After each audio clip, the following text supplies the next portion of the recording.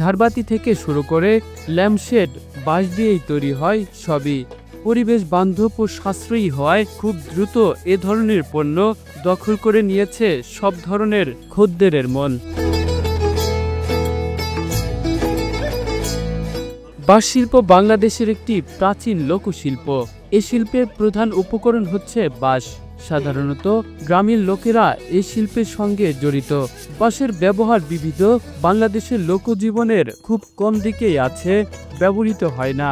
এই শিল্প কালক্রমে আমাদের লোকসংস্কৃতি ও কারুশিল্পের অন্যতম প্রধান উপকরণ হয়ে উঠেছে। এই শিল্পের সাথে জড়িত আছে খাগড়াছড়ির অসংখ্য ক্ষুদ্র ও মাঝারি উদ্যোক্তারা। তাদের মধ্যে একজন উদ্যোক্তা খাগড়াছড়ির অসীম কুমার দে, যিনি দীর্ঘ সময় ধরে এই শিল্পের সাথে জড়িত আছেন। এই ব্যবসাটা আমি শুরু করি প্রথমে আমার 20 থেকে 25,000 টাকা পুঁজি নিয়ে।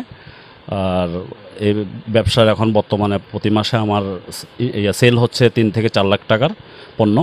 আর আমার প্রতিষ্ঠানে এখন কাজ করছে 5 থেকে 6 জন কর্মচারী নিয়মিতই।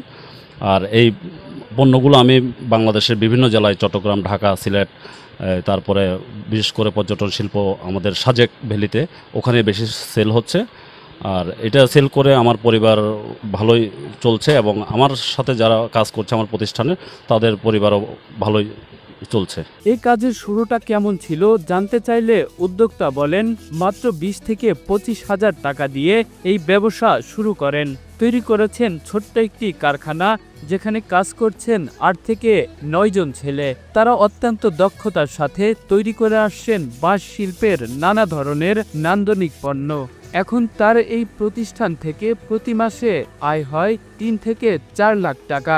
আগে আমি কোম্পানি ডিএসআর চাকরি করতাম, তো ওইখান থেকে যে মাইনেগুলো পেতাম ওই দিয়ে আমার চলতো না।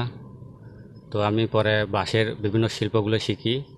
তো শিখে আপনার যে কদমতলিতে একটা ফ্যাক্টরি ছিল ওয়াসিমদার, ওনার সাথে কথা বলে ওনার সাথে মানে একসাথে জয়েন দেওয়ার পর ওইখান থেকে মাইনে যেগুলো পায় ওগুলো দিয়ে আমার ফ্যামিলিতে, আমার পরিবারে 6 জন সদস্য আসে, তাদেরকে নিয়ে আমি চলি এখন ভালো মতে। এই কারখানায় বহু ধরনের পণ্য নিয়ে কাজ করছে।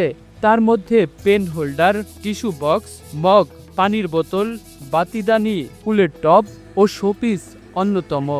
আমার পরিবার অবস্থা ভালো না, আমি এই কারখানায় এখানে কাজ করি। আর মা বাবা আছে, ভাই বোন, তাদেরকে চালানোর জন্য এখানে আমি কাজ করি। ফেসবুকে বাঁশের তৈরি আসবাবপত্র নামে উদ্যোক্তার একটি ফেসবুক পেজ রয়েছে। দেশের বিভিন্ন জেলায় অসীমদের পণ্য বিক্রি হয়। খাগড়াছড়ি জেলার বাইরে থেকেও অর্ডার আসে। ইতিমধ্যেই তিনি বেশ কিছু পণ্য পাঠিয়েছেন দেশের বিভিন্ন জেলায়। শুরুতে তিনি একা কাজ করলেও এখন তিনি 8 জনের কর্মসংস্থান সৃষ্টি করেছেন। আমি এখানে 4 বছর ধরে কাজ করতেছি। এরপরে যা বাঁশের কাজ করে যা বেতন পাই, এই পরিবারকেও চালাই, আমিও চলি।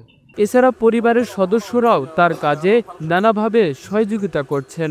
বর্তমানে প্রতি মাসে উদ্যোক্তা অসীমের আয় প্রায় 2 থেকে 3 লাখ টাকা।